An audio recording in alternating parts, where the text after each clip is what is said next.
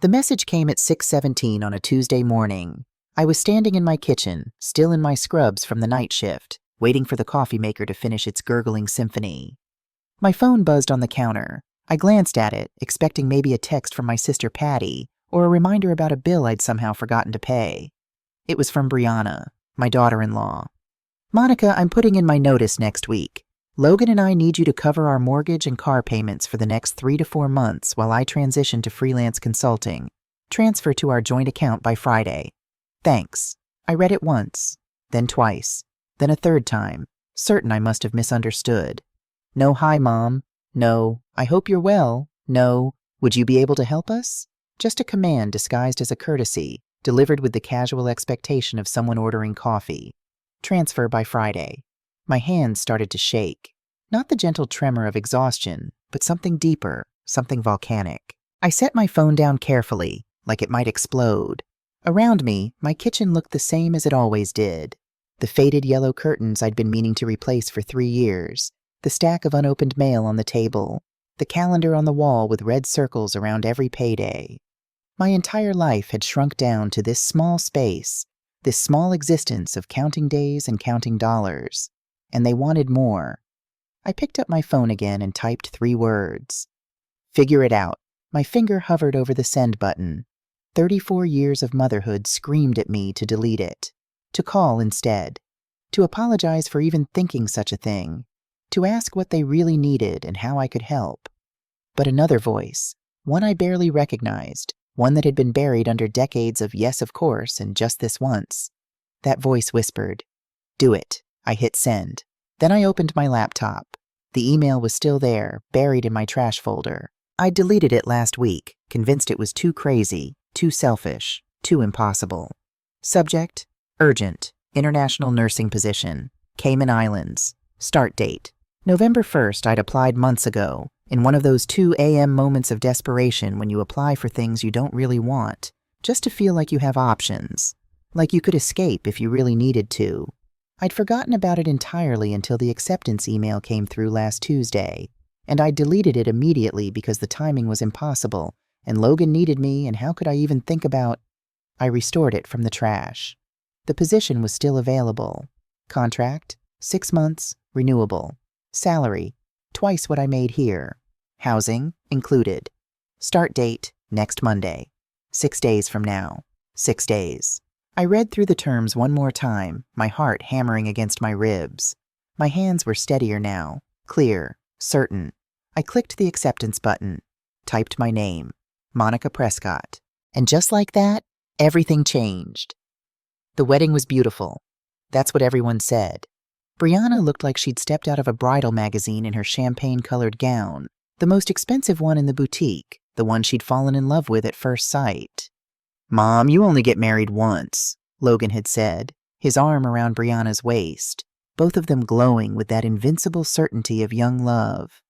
"Can you help us make it perfect?" And I did. God help me, I did. The dress, $3,200. The venue upgrade, $5,000. The honeymoon in Cancun because everyone goes to Florida, Mom. We want something special. $4,800 on my credit card. "We'll pay you back within the year," Logan promised. "Both our jobs are solid. We'll have it to you in 6 months, tops." That was 3 years and $47,000 ago. I never saw a cent. 6 months after the wedding, they came to me with earnest faces and a problem they couldn't solve alone.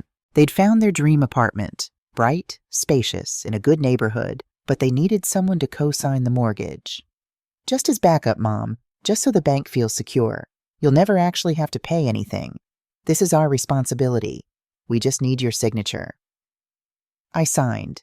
2 weeks after they moved in, Brianna quit her job. Her boss was toxic, she said. The environment was damaging her mental health. She needed time to find something better, somewhere she'd be valued. "Just cover us for a month or 2, Mom? Please, just until Brianna finds the right fit." That month or 2 became 8 months. I paid their mortgage, $2,400 a month, times 8. While Brianna posted photos of herself at yoga retreats and artisan markets, focusing on self-care during this transition period. When she finally got a new job, I stopped making their payments. But by then, I'd taken out a home equity loan against my own house to cover what I'd already spent. I told myself it was temporary. They were young. They were finding their footing. This was just what family did. Then came the car repair, $4,200. The laptop for Brianna's consulting business, $2,500. The emergency trip to visit Brianna's mother in Phoenix, $1,800. The new dining room set because their old one didn't fit the space, $3,200. Every time, the same promise. We'll get this back to you, Mom. Things are just tight right now. But things were never not tight. There was always something. A wedding to attend, a friend's baby shower, a concert they'd bought tickets for months ago and couldn't get refunded. Meanwhile, I canceled my gym membership, stopped buying clothes, started taking double shifts at the hospital because the money I was earning during my regular hours wasn't enough to cover both their emergencies and my own bills.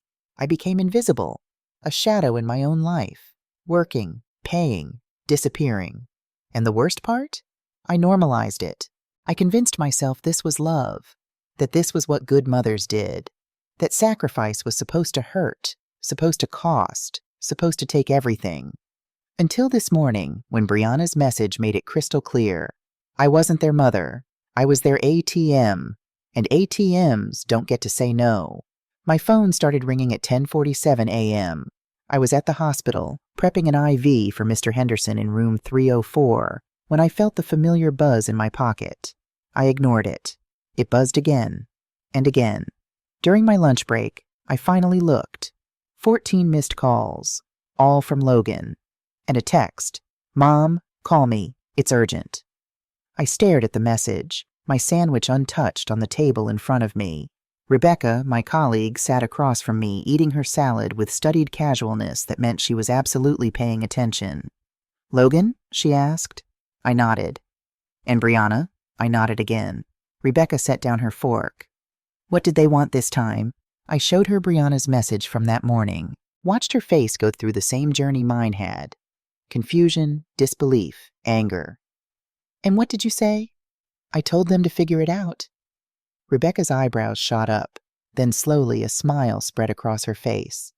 "Monica Prescott, did you actually set a boundary?" "I think I did." "How does it feel?" I thought about it. Really thought about it. "Terrifying," I said. "And right. It feels right." Rebecca leaned forward. "Do you remember that email you got last week? The one you deleted?" My stomach flipped. "How did you left your laptop open in the break room. I saw it before you closed it." She pulled out her phone, tapped a few times, and turned it toward me. "I screenshot it, just in case you needed to see it again." There it was, the job offer, the escape hatch I'd slammed shut. "The deadline is today," Rebecca said quietly. 5 p.m. They're desperate for staff. You could still apply." "Rebecca, I can't just leave." "Why not?" The question hung between us. Why not? Because Logan needed me? He'd needed me for 34 years. Because I'd be abandoning my family? They'd abandoned me first, years ago, when I became a resource instead of a person. "What if," I started, then stopped. "What if what? What if I said yes and it was the worst mistake of my life?" Rebecca reached across the table and took my hand. "Honey, what if you said no and spent the rest of your life wondering?" The rest of my shift passed in a blur. I went through the motions, vitals, medications, charting, while my mind spun in circles. At 2:30, Logan called again. This time I answered. "Mom, finally! What the hell is going on? Brianna is hysterical. She says you replied with something awful and now you're not answering." "What did you say to her?" His voice wasn't worried. It was annoyed, frustrated, like I was a piece of equipment that had malfunctioned. "I told her the truth, Logan, that her problems are her problems, not mine." Silence. Long enough that I thought the call had dropped. Then, "Are you kidding me? Mom, she's going through a rough time. Her job is stressing her out. She needs a break. I thought you'd understand." "I understand perfectly," I said, my voice eerily calm. "I understand she's been needing breaks for 3 years that I pay for. I understand that every time something gets hard, I'm the solution. I understand that never, not once, have you two wondered if I might also need a break." "Mom, don't be dramatic. We've paid you back money. When, Logan? Tell me when. Give me one date, one amount, one single time in the past 3 years that you kept your promise. More silence, because there was no answer, because the truth is uncomfortable when it forces you to look in the mirror. Mom, this isn't fair, he finally said. We're family. Family is supposed to support each other. You're right, I said. Family should support each other. But support isn't a one-way street, Logan. And I've been walking alone on that street for 3 years while you two drive past in a car I paid for. I can't believe you're being like this. Brianna was right. You've become selfish. That word, selfish. As if setting a boundary was a sin. As if saying no more was betrayal. I felt something hot and liberating rise in my throat. You know what's selfish, Logan? Quitting your job with no backup plan and expecting someone else to pay for your consequences. Selfish is promising to pay back money and never doing it. Selfish is calling your mother only when you need something. So if anyone here is selfish, it's not me. Mom, wait. No. I've waited long enough. I waited for you to mature. I waited for you to become responsible. I waited for you to see me as something more than a bank account. I'm not waiting anymore. What does that mean? What are you going to do? I'm going to live, Logan. Something I haven't done in years. I hung up. My hands were shaking again, but this time it wasn't from anger. It was adrenaline. It was power. It was the terrifying, exhilarating feeling of finally standing up for myself. I opened my laptop right there in the break room and completed the application for Grand Cayman. At 4:47 p.m., 13 minutes before the deadline, I received an automated response. Application received. We will contact you within 24 hours. At 6:23 p.m., my phone rang. Unknown number. Mrs. Prescott, this is Linda Patterson from Health Services Caribbean. We'd like to offer you the position. How soon can you start? I looked around my small break room, at the dingy walls, at the coffee pot that never fully worked, at the clock ticking toward another night of worry and exhaustion. Monday, I said. I can start Monday. Excellent. We'll send the contract immediately. Welcome aboard, Monica. I sat there for 10 minutes after the call ended, staring at nothing. Then I called Patty. Hey, little sister, she answered. What's wrong? You never call during your shift. Patty, I said, my voice breaking. I did something crazy. Oh, thank God. It's about time. The next 3 days were a controlled demolition of my entire life. Thursday morning, I walked into First National Bank and asked to speak with a manager. The young woman who greeted me, Jennifer, according to her nameplate, had the kind of practiced smile that comes from delivering bad news gently. Mrs. Prescott, how can I help you today? I need to remove myself as a co-signer from my son's mortgage, and I need to close a joint account. Her smile faltered. I see. May I ask, is everything all right? Everything is fine, I said. And the strange thing was, I meant it. I'm just reorganizing my priorities. The process took 90 minutes. Forms to sign, identity to verify, notifications that would be sent to Logan within 5 business days. Jennifer explained that while the bank would formally process my removal, it could take up to 60 days for complete legal separation, and Logan would need to refinance or find another co-signer. He's going to be notified? I asked. Yes, ma'am. It's required by law. I thought about Logan's reaction, the phone calls that would come, the anger, the accusations. Then I thought about the message from Brianna that morning, the one that didn't ask, just demanded. That's fine, I said. Send the notifications. When I walked out of that bank, I felt 10 pounds lighter. Thursday afternoon, I met with an attorney. George Kimball was a friend of Patty's, semi-retired, who agreed to see me on short notice. You're within your rights, he said, reviewing the documents I'd brought. You co-signed in good faith. They've had 3 years to refinance or make alternative arrangements. Legally, you can withdraw as co-signer, though it requires proper notification. What happens to them? They'll have 60 days to refinance without you, find another co-signer, or face potential foreclosure if they can't make payments. He looked at me over his reading glasses. Monica, may I speak frankly? Please. In my 40 years of practice, I've seen this pattern many times. Adult children who view their parents as infinite resources. Parents who enable until they break. You're not doing anything wrong. You're doing something necessary. Then why does it feel like I'm abandoning him? Because, he said gently, we condition women, especially mothers, to believe that self-preservation is selfishness. It's not. Sometimes the most loving thing you can do is stop preventing someone from facing their own consequences. I left his office with official documents and something I hadn't expected: validation. Friday, I called my supervisor at the hospital. Monica? Dr. Stevens sounded surprised. I never called in. In 14 years, I'd taken exactly 4 sick days. Is everything okay? I need to submit my resignation, effective immediately. A pause. I'm sorry, what? I've accepted a contract position overseas. I start Monday. I know this is sudden, but Monica, you're one of our best nurses. Can we discuss this? Maybe we can offer you— Dr. Stevens, I interrupted gently. I need to do this. For myself. Another pause. Longer this time. Then, when you put it that way, I can't argue.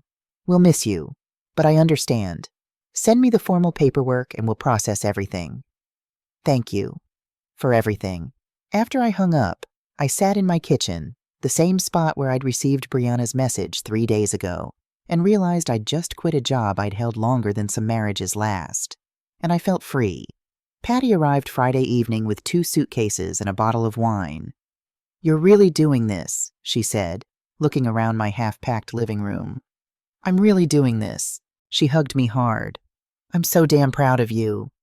We sat on my couch, the same couch where I'd watched Logan grow from a baby to a boy to a man who no longer saw me, and Patty handed me an envelope.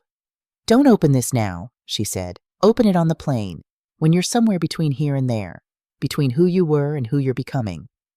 Patty, promise me. I promise. She stayed until midnight, helping me pack, making me laugh, reminding me of who I'd been before I became just mom and nothing else, before I shrank myself down to fit into the margins of other people's lives. When she left, she turned at the door. Logan called me, 17 times yesterday. My stomach dropped. What did you tell him? Nothing, because I don't know anything. She smiled.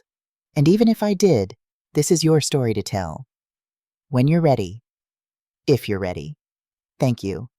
Monica, one more thing. That feeling in your chest, the guilt, the fear, the what-ifs, that's not a warning sign. That's just the sound of chains breaking. I didn't sleep Friday night. At 2 a.m., my phone buzzed. A long text from Logan.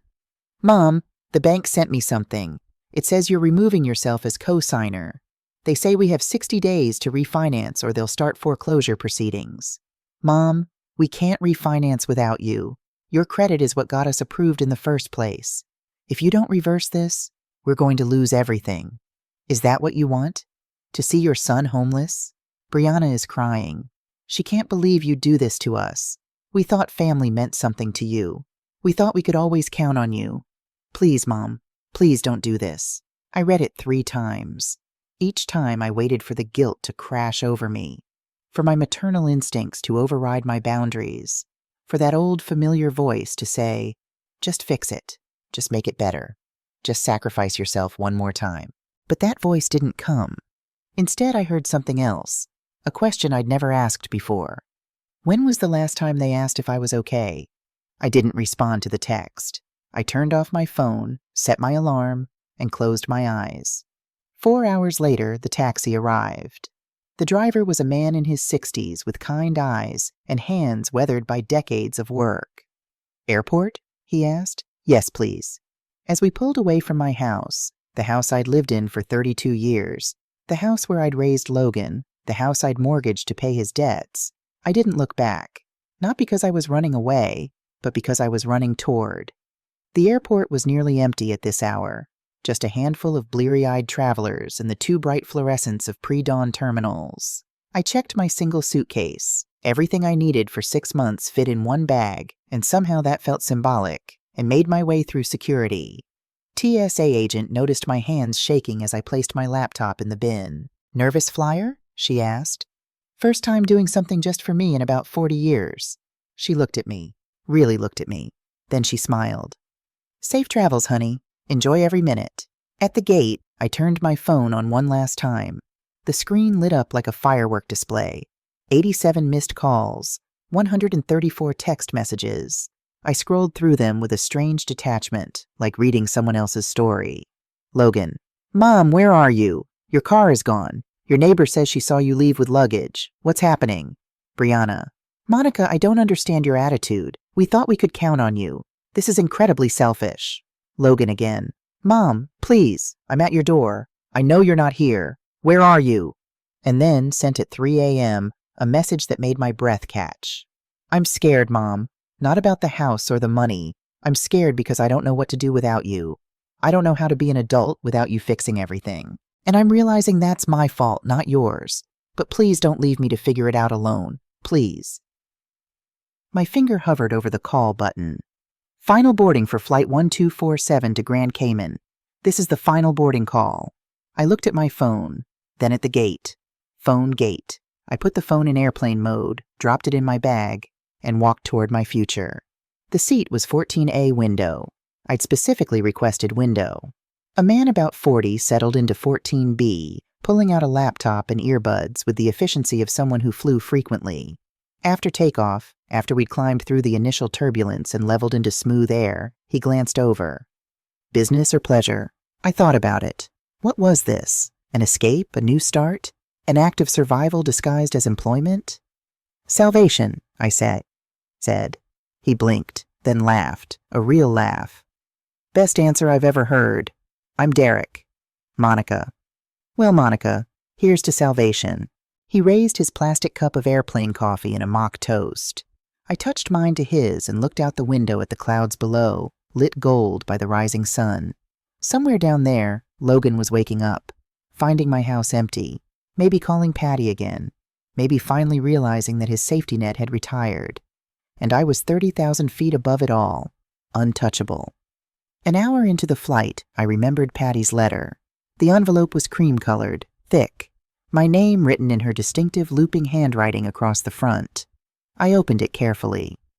Monica, if you're reading this, it means you did it. You actually got on that plane.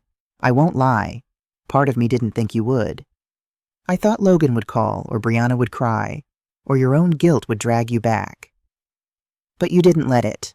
I need to tell you something I should have said years ago. Watching you disappear these past 3 years has been the hardest thing I've ever witnessed. You want to know what Mom's last words to me were? Not you. To me. The day before she died, when it was just us in the hospital room, she grabbed my hand and said, Patty, don't let Monica give herself away until there's nothing left. I didn't understand then. I thought Mom was just tired, maybe confused from the medication. But now I get it. Mom saw something in you, a dangerous kind of love, the kind that consumes the lover until they vanish. You didn't teach Logan to be grateful because you never said no. You didn't teach him independence because you were always the safety net. And I know this will sound cruel, but I have to say it. This, you leaving, is the greatest gift you could give him. Your absence will teach him what your presence never could. Responsibility. I know you're scared. I know you feel guilty. I know every instinct in your body is screaming at you to turn around and fix everything. But here's what I need you to understand. You are not abandoning your son. You are teaching him to fly. And here's the other thing. The thing I really need you to hear. It's okay if you never come back. It's okay if you find a life there that's bigger and better than the one you left. It's okay if the woman who gets off that plane in Grand Cayman is someone different from the woman who got on. It's okay to choose yourself. Love always, your sister P.S. I transferred $5,000 into your new account. Don't argue. Remember 10 years ago when I was going through my divorce and couldn't afford a lawyer? You gave me the money and refused to let me pay you back. You said family doesn't keep score. Well, family also doesn't let family start over with nothing. Consider us even. The tears came without warning. Silent, hot, releasing something I'd been holding for years. Derek, in the seat next to me, quietly passed me the whole pack of tissues from his bag. Didn't ask questions, just a small gesture of human kindness. Thank you, I whispered. Whatever you're running from, he said. I hope you find what you're running to. The heat hit me like a wall when I stepped off the plane. Not unpleasant, just different. Bold, unapologetic. Linda Patterson was waiting in arrivals with a sign that said my name. She was 58, with sun-weathered skin and the easy smile of someone who'd figured out what mattered. Monica, Welcome to paradise, or as I like to call it, the island of second chances. She pulled me into a hug that felt genuine. How was the flight? Transformative, I said, surprising myself with the truth. She laughed. Oh, I like you already. Come on, let's get you settled. The apartment was small but perfect. Studio, kitchenette, a bathroom with water pressure that actually worked, and a window that overlooked a small park with palm trees swaying in the breeze. It's not fancy, Linda said, but it's yours. No one else has keys. No one will show up unannounced. This space is yours alone. Yours alone. Yours to... When was the last time I'd had space that was mine alone? Linda left me with a welcome packet, a phone number for emergencies, and one piece of advice. Whatever you left behind, leave it behind. At least for a week. Give yourself permission to just be. After she left, I stood in the center of my empty apartment and cried for the third time that day. But these weren't sad tears. They were relief. The hospital was modern, clean, and about a third the size of the chaos I'd left behind. The nursing staff was international: Jamaica, Philippines, Colombia, Canada, Ireland. The morning meeting was conducted in English with about 6 different accents. You must be Monica, a woman with dark curly hair and a Colombian accent said during break. I'm Grace Miller. They told me we're on the same rotation. Nice to meet you. She studied me for a moment with unsettling perception. First time running away? I nearly choked on my coffee. Is it that obvious? Oh, honey, I recognize the look. I had the same expression 5 years ago. 22-year marriage, 3 grown kids who thought I was their personal bank and maid service. One day I just... left. What happened? Best decision of my life. They called me selfish, heartless, a terrible mother. For about 6 months I believed them. Then something shifted. They started calling less to complain and more to talk. My daughter told me last year that watching me choose myself gave her permission to leave her own bad marriage. Grace sipped her coffee. Sometimes breaking is the only way to rebuild stronger. I'd been in Grand Cayman for 3 days and hadn't checked my phone once. On Thursday night, I finally turned it on. The messages loaded like an avalanche. 247 unread texts, 128 missed calls. Most were from the first 2 days, increasingly frantic, then angry, then desperately sad. But they'd tapered off in the last 24 hours. I scrolled through, my thumb hovering until I reached the most recent messages. Logan, Mom, please. The bank called. We have 60 days to refinance or we lose the house. I'm begging you. Then, from an unknown number, a series of messages, screenshots, banking statements. My breath stopped. The statements were from Logan and Brianna's account. Someone had sent them anonymously, and what I saw made everything crystallize with brutal clarity. In the past 12 months alone, $8,500 at luxury resorts, 3 vacations while they claimed poverty, $12,000 at high-end restaurants, an average of $400 per week, $6,700 at designer boutiques, while I cut my grocery budget to $40 a week, $15,000 in cryptocurrency investments for their financial future. The final message from the unknown sender: they weren't broke, they were entitled. You deserve to know. A friend. I sat on my small couch in my small apartment, staring at the evidence of their betrayal. They hadn't been struggling, they'd been choosing vacations over paying me back, choosing designer handbags over integrity, choosing their comfort over my survival. I felt something inside me turn to stone. I blocked Logan's number, then Brianna's, then deleted the messaging app entirely. I kept only the call function, but set my phone to permanent silent. If they wanted to reach me, they'd have to try a lot harder than a guilt trip text. Grace invited me to something called Fresh Starts at a community center near the beach. 8 people sat in a circle, ages ranging from late 20s to early 70s, each with a story of escape. I didn't plan to share. But then a woman about my age talked about leaving her adult daughter, and something broke open inside me. My name is Monica, I heard myself say. I'm 66. 3 weeks ago, I left my son. And then, to my surprise, I told them everything. The money, the co-signing, the surgery I'd hidden, the bank statements I'd discovered, all of it. When I finished, the room was silent. Then the facilitator, a woman named Sharon, spoke. Monica, I want you to hear something. You didn't abandon your family. You stopped participating in your own erasure. There's a difference. Someone started clapping, then another, until the whole room was applauding and I was crying again, but this time with something that felt dangerously close to pride. I bought myself a dress, turquoise, with thin straps, the kind of thing I'd never have bought before because when would I wear it? I wore it to dinner, alone, at a restaurant with an ocean view. I ordered lobster without checking the price. I sat at a table for one and felt for the first time in decades, whole.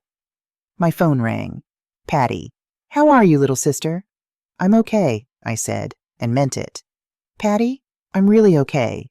I could hear her crying on the other end. That's all I needed to hear. That night I received an email from the hospital. Contract extension offered, 12 months, please advise. I didn't respond right away, because for the first time in my life, I wanted to think about what I wanted, not what I should want. And that felt like victory. I was in my apartment, windows open to let in the ocean breeze, listening to an old Fleetwood Mac album while chopping vegetables for dinner. Grace had taught me how to make Colombian arepas, and I was determined to get them right. The knock on the door startled me.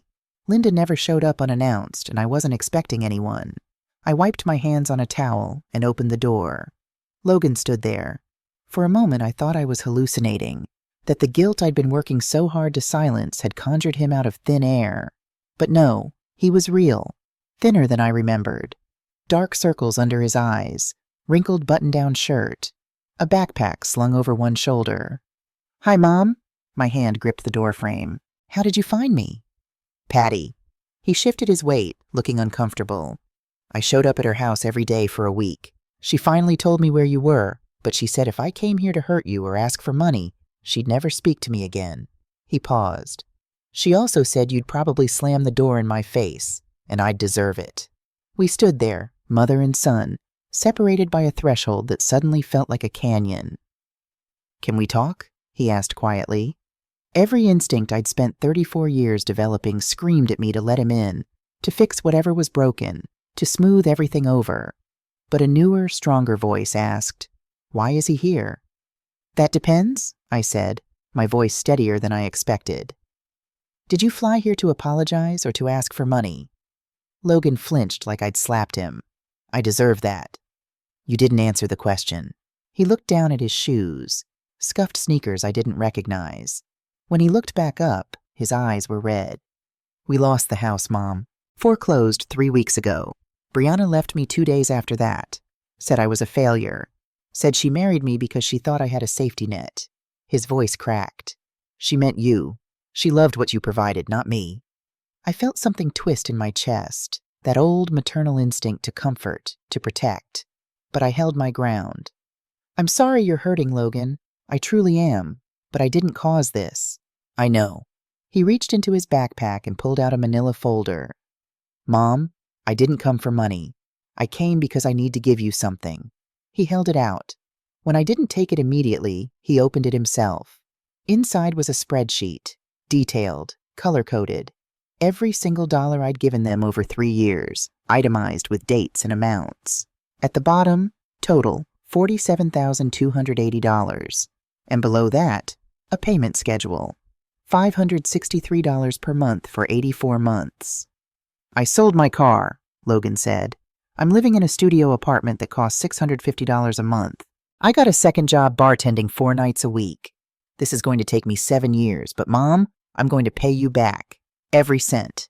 He pulled out another paper, a bank receipt dated 6 days ago. Transfer to Monica Prescott, $563. I've already made the first payment, he said. I should have made it 3 years ago. I stared at the receipt, my vision blurring. No words came. Can I come in? He asked. Please? I stepped aside. Logan sat on my small couch, looking around the sparse apartment. I made tea, something to do with my shaking hands. It's nice here, he said. Peaceful. It is. Are you happy? The question surprised me. When was the last time he'd asked what I felt? I'm getting there, I said honestly. Some days are harder than others, but yes, I think I'm becoming happy. He nodded slowly. I'm glad. You deserve that. We sat in silence for a moment. Then Logan spoke. his voice barely above a whisper. "Mom, I need to tell you what happened after you left. At first I was furious. I thought you were being cruel, vindictive, punishing us. Brianna and I spent hours talking about how selfish you were being, how family is supposed to stick together no matter what." He looked at his hands. "But then the bills came. All the bills we'd ignored because we assumed you'd cover them. The bank statements, the foreclosure notice. Reality crashed down and I couldn't blame you anymore. I had to look at myself." "Logan, no, let me finish. Please." He took a shaky breath.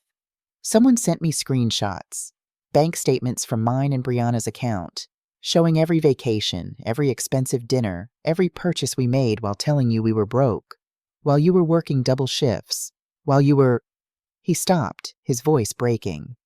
"Mom, I saw your medical bills. Rebecca sent them to me." My blood ran cold. "She what?" "She called me 3 weeks ago. Said she couldn't stay silent anymore. Said you'd had emergency heart surgery last year and took out a second mortgage to pay us instead of paying your hospital bills. Is that true?" The question hung in the air like smoke. I set down my tea carefully. "Yes." "Oh my God." Logan's face crumbled. "Mom, why? Why didn't you tell me?" "Because you never made space for me to not be okay." My voice was quiet but firm. "I was always mom, always strong, always available, always the solution. There was no room for me to be human." "I'm so sorry." Tears streamed down his face. "I'm so sorry. I took everything and never once asked what it cost you. Not just money. You. It cost you." I felt my own tears start. "Yes, it did. Can you forgive me?" The question I'd been dreading, because forgiveness felt like either a betrayal of myself or a betrayal of my son, and I didn't know which. "I don't know yet," I said honestly. "Logan, what you're giving me now, the payment plan, the apology, facing what you did, that's a start. But trust? Trust takes time. And I need to trust that you see me as a person, not just as your mother or your safety net." "I understand." He wiped his eyes. "I'll take whatever time you need." "I'm staying here," I said. "At least another year. Maybe longer, maybe permanently." I watched his face process that, the realization that I might never come home, that the old dynamic was gone forever. "Okay," he said finally. "I can visit sometimes?" "Once every few months. If you call first. If you respect my boundaries." "I will. I promise." "And Logan, if you ever ask me for money again—" "I won't," he interrupted. "Never again.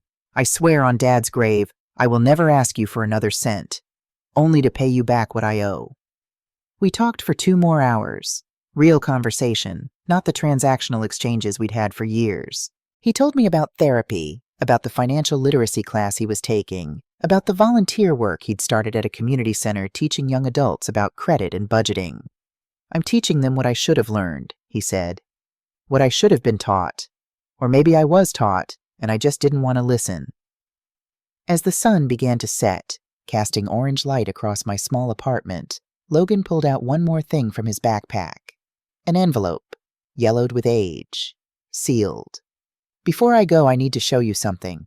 It's from Dad." My heart stopped. "What?" "His therapist gave it to me, after the foreclosure. Dad wrote it years ago, before he died. He left instructions with Dr. Wells. If I ever lost my way, she was supposed to give this to me." Logan's hands shook as he held it out. "Mom, I had no idea Dad was seeing a therapist." "Neither did I whispered. "Dr. Wells said he was worried. About both of us. About what would happen after he was gone." Logan opened the envelope carefully and pulled out 2 sheets of paper covered in Richard's distinctive handwriting. He wrote 2 letters, one to me and one to you. He handed me a folded paper with my name on it. I couldn't read it in front of Logan. My hands were shaking too badly, and whatever Richard had written, I needed to receive it alone. After Logan left, with a tentative hug and a promise to call before visiting again, I sat on my couch as darkness fell outside. Finally, I unfolded the letter. "My dearest Monica, if you're reading this, I'm gone. And if Logan has given you this letter, it means something has gone terribly wrong. I need to tell you something I should have said when I was alive. I've been worried about you for years. not about your health or your job, worried about your boundaries, or rather your lack of them. I've watched you give and give and give until I'm afraid there's nothing left. I've watched you say yes when you mean no. I've watched you sacrifice yourself for Logan in ways that aren't healthy, for either of you. And I'm ashamed to say I let it happen. I thought, Monica is strong, she can handle it. But strength isn't infinite, my love, and I should have stepped in. I should have helped you set limits.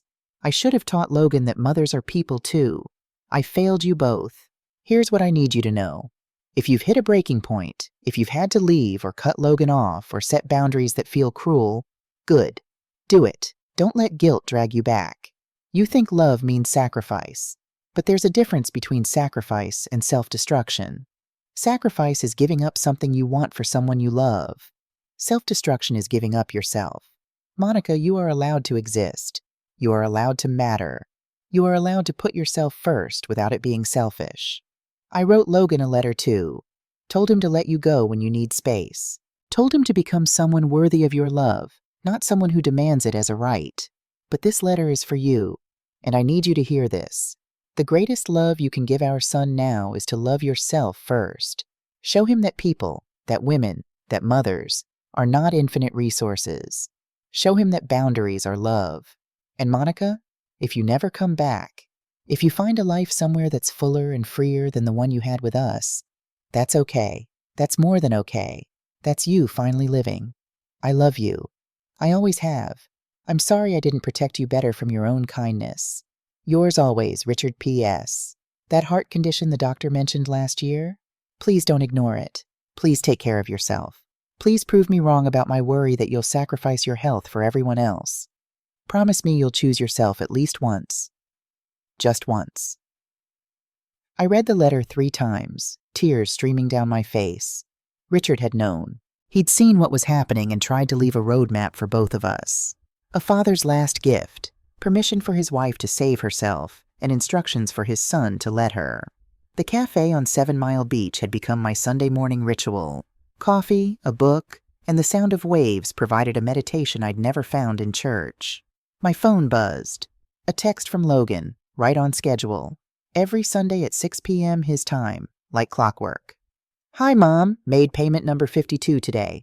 Officially past the 1-year mark. $29,276 left to go. Got promoted to senior account manager, 20% raise. Used half of it to increase my monthly payment to $750. Should have you paid back in 3.5 years instead of 6. Hope you're well. Miss you. L. Attached was a photo. Logan at his desk with a small plaque that said Senior Account Manager. He looked older, tired but proud. I smiled and typed back. Congratulations, sweetheart. I'm proud of you. Mom. Another text came through. Can I visit next month? There's something I want to tell you in person. Call me Tuesday and we'll talk about it. A year ago, I would have said yes immediately, afraid that saying maybe would hurt him. Now I knew that healthy relationships had space for, let me think about it. Is that the famous son? I looked up. Grace sat down across from me with her own coffee, uninvited but welcome. The one and only. How's he doing? Better. Growing up, finally. I showed her the photo. And how are you? I thought about the question. Really thought about it. I'm good, Grace. Actually good. And it was true. I'd paid off my medical debt 3 months ago. My savings account had $18,000. Money that was mine, earned by me, for me. I'd signed a permanent contract with the hospital, bought a small car, started dating a doctor from Toronto named James, casually, no pressure. But more than that, I'd stopped checking my phone compulsively, stopped waiting for the next crisis, stopped measuring my worth by how useful I was. You look different than when you arrived, Grace observed. Lighter. I feel lighter. Think you'll ever go back? It was the question everyone asked. Patty, Linda, even Logan. When was I coming home? I don't know, I said honestly. This is home now. Maybe I'll visit. Maybe Logan will keep coming here. Maybe we'll build something new that doesn't look like the old thing. But I'm not going back to who I was. That woman almost died.